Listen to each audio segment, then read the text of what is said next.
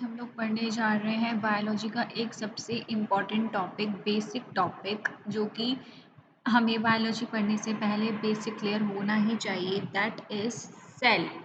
ठीक है, जब भी आप क्लास 11th में 10th में बायोलॉजी का पहले ही कुछ भी पढ़ना स्टार्ट करेंगे तो सबसे कॉमन टॉपिक आएगा, दैट इज सेल।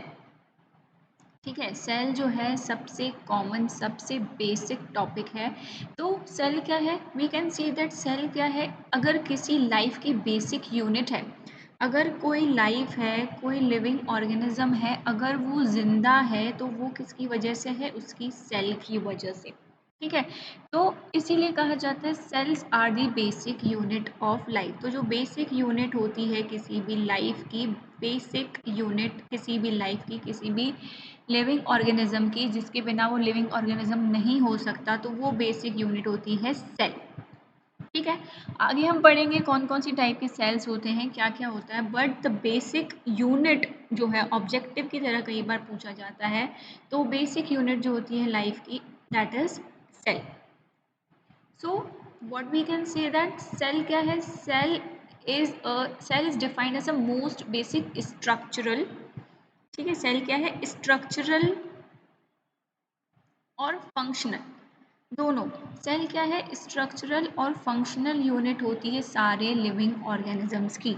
ऐसा कोई भी लिविंग ऑर्गेनिज्म नहीं होता जो कि सेल से बना हुआ ना हो। अगर कोई लिविंग ऑर्गेनिज्म है, ठीक है, चाहे वो नर्व सेल हो, चाहे वो आरबीसीज हो, चाहे वो बैक्टीरिया हो, चाहे वो अलगी हो, चाहे वो पोलन ग्रेन हो, ठीक है, जो भी अगर लिविंग ऑर्गेनिज्म है तो वो सेल का ही बना हुआ होगा। अब कुछ जो है सिंगल सेल के भी बने हुए हो सकते हैं, जिसको कि हम यूनिसेल्यूलर ऑर्गेनिजम्स कहते हैं। ठीक है, ऐसे ऑर्गेनिजम्स जो कि सिंगल सेल के बने होते हैं उनको हम यूनिसेल्यूलर ऑर्गेनिजम्स कहते हैं, जिसके एग्जाम्पल है मोनेरा और प्रोटिस्टा।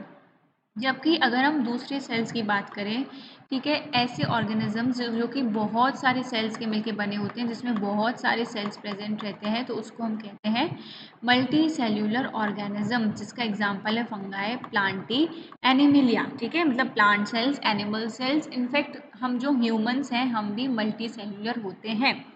ठीक है, तो ऐसे ऑर्गेनिज्म जो सिंगल सेल के बने हुए होते हैं उन्हें हम कहते हैं यूनिसेल्यूलर ऑर्गेनिजम्स। ऐसे ऑर्गेनिजम्स जो बहुत सारे सेल से मिलके हुए बने रहते हैं उन्हें हम कहते हैं मल्टी सेल्यूलर ऑर्गेनिजम्स। ठीक है, अब डिफरेंस क्या होता है यूनिसेल्यूलर और मल्टी सेल्यूलर ऑर्गेनिज्म में। पहला डिफरेंस तो ये होता है कि वो सिंगल सेल के बने होते हैं यूनिसेल्यूलर ऑर्गेनिजम्स, और मल्टी सेल्यूलर ऑर्गेनिज्म जो है बहुत सारे सेल से मिलकर बने होते हैं। दूसरा डिफरेंस होता है कि जो यूनिसेल्यूलर ऑर्गेनिजम्स होती है इंडिपेंडेंट होते हैं। ठीक है, ये अपना एग्जिस्टेंस खुद पे डिपेंड करती है, किसी पे भी किसी तरह से डिपेंड नहीं करते, ये खुद जीते हैं, खुद मरते हैं, इनका एग्जिस्टेंस जो है इंडिपेंडेंट होता है। और लाइफ के जितने भी इनिशियल फंक्शंस हैं, ठीक है, लाइफ के जितने भी इनिशियल फंक्शंस हैं वो सारे फंक्शंस ही यूनिसेल्यूलर ऑर्गेनिजम्स परफॉर्म करते हैं। ठीक है, अब सेल के बिना तो कोई लाइफ नहीं है किसी भी लिविंग ऑर्गेनिज्म की, इसीलिए जो है सेल को फंडामेंटल, स्ट्रक्चरल और फंक्शनल यूनिट कहा जाता है सारे लिविंग ऑर्गेनिजम्स की। इतना क्लियर हुआ सबको? This is the basic. Basic में हमने क्या समझा, सेल क्या है, स्ट्रक्चरल, फंक्शनल यूनिट। ठीक है, तो ये जो सेल है, ये सेल डिस्कवर कैसे हुआ? ठीक है, किसने इसकी डिस्कवरी की? तो सबसे पहले इसकी डिस्कवरी की थी रॉबर्ट हुक ने। ठीक है, सेल को जो डिस्कवर किया था रॉबर्ट हुक ने एक डेड सेल्स से, जिसको कि हम कहते हैं कॉर्क सेल्स। कई बार ये क्वेश्चन ऑब्जेक्टिव्स में पूछा जाता है, कई सारे कॉम्पिटिटिव एग्जाम्स में, या फिर बेसिकली भी पूछा जाता है कि सेल्स की डिस्कवरी कैसे हुई। तो सेल्स की डिस्कवरी की जिस साइंटिस्ट ने, उनका नाम है रॉबर्ट हुक। रॉबर्ट हुक ने सेल्स की डिस्कवरी की थी कॉर्क सेल्स से, जिनको कि हम डेड सेल्स कहते हैं। और सबसे पहला लिविंग सेल जो है वो देखा था ल्यूवेनहॉक ने, जिनका पूरा नाम है एंटन वॉन ल्यूवेनहॉक। इन्होंने सबसे पहला एक लिविंग सेल देखा था और उसको डिस्क्राइब भी किया था कि हाँ ये लिविंग सेल है और इसको हम सेल कहेंगे। बाद में एक एक करके सेल के सारे कंपोनेंट, सारे पार्ट्स को डिस्कवर किया गया। तो सेल का सबसे पहला पार्ट जो डिस्कवर हुआ दैट इज न्यूक्लियस, उसे डिस्कवर किया था रॉबर्ट ब्राउन ने। ठीक है, रॉबर्ट ब्राउन ने डिस्कवरी की थी न्यूक्लियस की। इसके बाद इन्वेंशन हुआ माइक्रोस्कोप का, ठीक है। माइक्रोस्कोप का इन्वेंशन हुआ, धीरे धीरे मार्केट में इलेक्ट्रॉन माइक्रोस्कोप आया और एक एक करके सेल के सारे स्ट्रक्चरल पार्ट्स का डिटेल हमें पता चलता गया, ठीक है। कीप इन माइंड की डिस्कवरी कैसे हुई। सबसे पहले सेल की डिस्कवरी जो की थी वो की थी रॉबर्ट हुक ने डेड सेल्स के थ्रू, जिसको हम कॉर्क सेल्स कहते हैं। उसके बाद फर्स्ट टाइम लिविंग सेल जो देखा था वो देखा था एंटन वॉन ल्यूवेनहुक ने। फिर न्यूक्लियस की जो डिस्कवरी थी वो की थी रॉबर्ट ब्राउन ने। जैसे जैसे माइक्रोस्कोप्स के इन्वेंशन होते गए, इलेक्ट्रॉन माइक्रोस्कोप का इन्वेंशन होता गया और भी सेल के स्ट्रक्चरल पार्ट्स की डिस्कवरी होती गई जिनकी डिटेल्स हमें पता चलती गई। सो मूविंग फॉरवर्ड, तो अगर हम देखें एक सेल का ओवरव्यू, ठीक है, एक सेल है क्या एक्चुअली में, तो सेल क्या है, हर एक सेल के अंदर एक डेंस मेम्ब्रेन होती है जिसको कि हम कहते हैं न्यूक्लियस। अभी हम डायग्राम देखेंगे उससे भी हमें और क्लियर होगा, बट अभी अगर हम देखें तो हर एक सेल के अंदर एक डेंस मेम्ब्रेन बाउंड स्ट्रक्चर होता है जिसको कि हम कहते हैं न्यूक्लियस, ठीक है। अब ये न्यूक्लियस में क्या क्या होता है, न्यूक्लियस में होते हैं बहुत सारे क्रोमोसोम्स। इन क्रोमोसोम्स में क्या होता है, प्रेजेंट जेनेटिक मटेरियल जिसको कि हम कहते हैं डीएनए, ठीक है।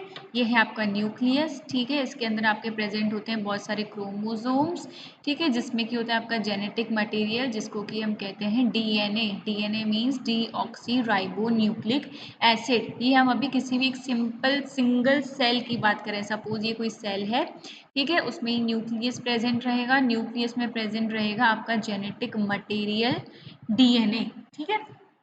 अब कुछ सेल्स होते हैं जिसमें कि मेम्ब्रेन होती है, ठीक है, कुछ सेल्स होते हैं कि जिनमें कि मेम्ब्रेन बाउंड न्यूक्लियाई होता है, मतलब उसमें न्यूक्लियाई जो है उसके बाहर मेम्ब्रेन लगी रहती है, उसको हम कहते हैं यूकैरियोटिक सेल्स।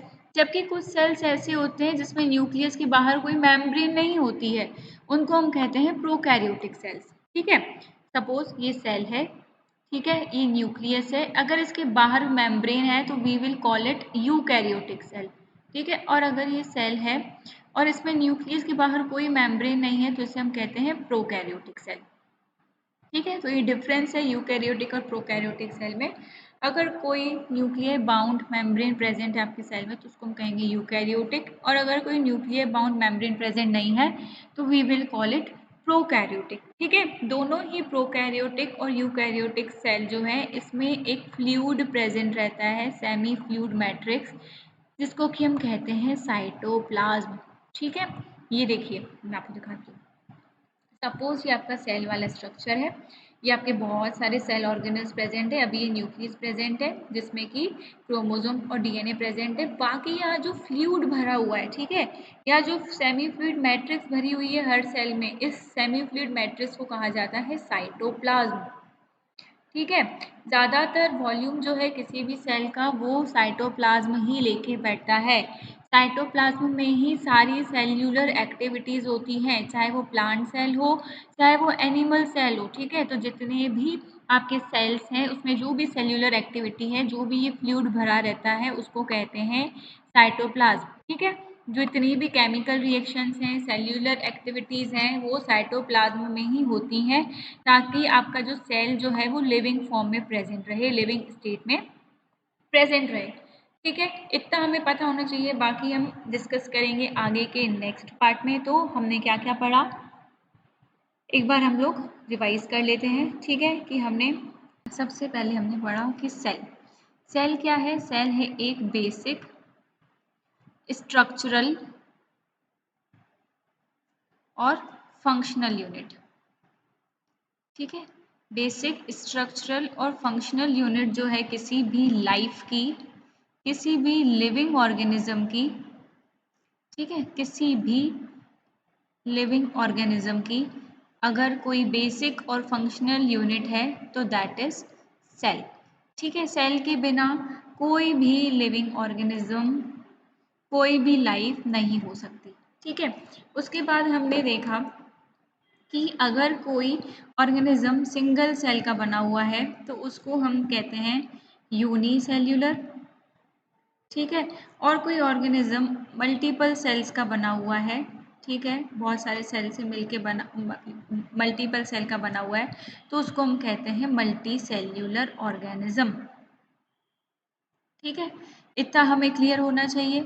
ये हमें क्लियर होना चाहिए कि डिस्कवरी कब कब हुई। ठीक है, एंटनी वॉन ल्यूवेनहुइक ने सबसे पहला लिविंग सेल देखा था। ठीक है, लिविंग सेल सबसे पहला किसने देखा था? ल्यूवेनहुइक ने। उसके बाद न्यूक्लियस की डिस्कवरी हुई थी, और उसके बाद जैसे जैसे माइक्रोस्कोप्स और इलेक्ट्रॉन माइक्रो डिस्कवरी हुई, सेल के दूसरे पार्ट्स, ठीक है, धीरे धीरे सेल के सारे स्ट्रक्चरल पार्ट्स की डिटेल स्टडी होती गई। ठीक है, मूविंग फॉरवर्ड हमने देखा कि सेल जो है, बेसिक सेल का जो है ऐसा स्ट्रक्चर होता है जिसमें कि एक न्यूक्लियस प्रेजेंट होता है। ठीक है, बेसिकली सेल जो है एक ऐसा स्ट्रक्चर होता है जिसमें कि न्यूक्लियस प्रेजेंट होता है। इस न्यूक्लियस में प्रेजेंट होता है क्रोमोसोम, और इस क्रोमोसोम में प्रेजेंट होते हैं जेनेटिक मटेरियल, जिसको कि हम कहते हैं डीएनए। ठीक है, genetic material that is DNA. DNA का फुल फॉर्म होता है D oxy ribo nucleic acid. ठीक है, D oxy ribo nucleic acid जो कि हमारा जेनेटिक मटेरियल होता है। इसके बाद हमने देखा कि ऐसे सेल्स जिसमें कि न्यूक्लियाई के ऊपर, ठीक है, ऐसे सेल्स जिसमें कि न्यूक्लियाई के ऊपर मेम्ब्रेन प्रेजेंट रहती है, उसको हम कहते हैं यूकैरियोटिक सेल्स। ठीक है, और ऐसे सेल्स जिसमें कि न्यूक्लियाई के ऊपर कोई मेम्ब्रेन प्रेजेंट नहीं रहती है, उसको हम कहते हैं प्रोकैरियोटिक सेल्स। ठीक है, ये मेन बेसिक डिफरेंस होता है यूकैरियोटिक सेल्स और प्रोकैरियोटिक सेल्स के बीच में।